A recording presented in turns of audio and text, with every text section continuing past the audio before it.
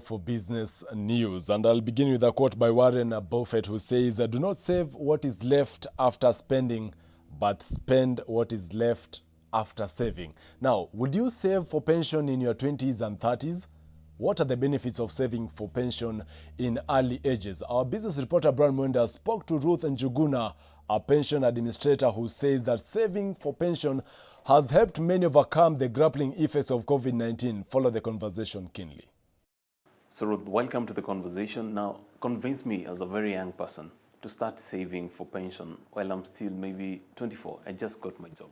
Saving is a matter of starting now. There is never a far time in the future. The myth that pension or rather retirement is a far distant occurrence is not really real, because by the time you start saving, you have no responsibilities. The next phase you have responsibilities, you still don't have money to save. The next phase you are probably in debt, or you have demands from all over. You still won't have the time or the money to save. So saving is basically now. There is never tomorrow or the day after, and there will never come a time where you'll have enough money to save. What are some of the myths and misconceptions you've heard about saving for pension? One of the most obvious is, like I said, it is a far distance occurrence. However, we don't look at retirement as age 60 or age 50. Retirement is any event in your life that can make you change, or that can change your financial needs. It could be sickness, it could be the recent occurrence of COVID if you didn't have savings, it could be anything that can alter your financial demands. So always remember, retirement is not only you getting old, it is about you achieving financial freedom. And then two, people imagine that they will always wait for some time where they'll have enough money to save, which is never the case. Show me one person who has a lot of money every other time. We are always chasing another dream to a bigger financial achievement. In the light of COVID-19 in the country, what have you learned about savings for pension?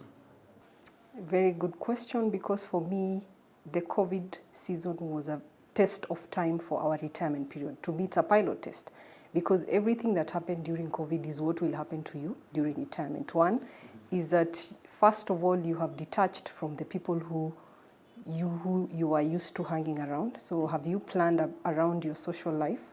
And then two, are you able to access finances when you don't have any other source of income? And then three, have you diversified in the event of any occurrence? Can you be able to quickly access some sort of finances, or have a side hustle or something else that you can rely on in terms of keeping you engaged in the event there is nothing available for you? So how is pension paid?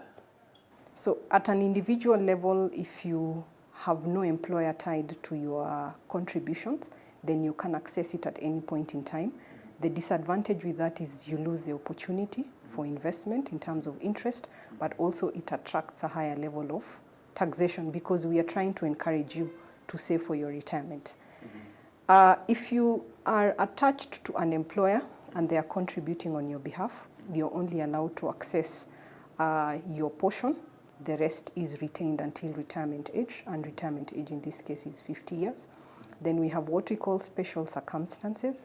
In the event of you becoming permanently ill or disabled, then the law can allow you to access everything, or if you're relocating to another country without the intention of coming back. So those are special circumstances.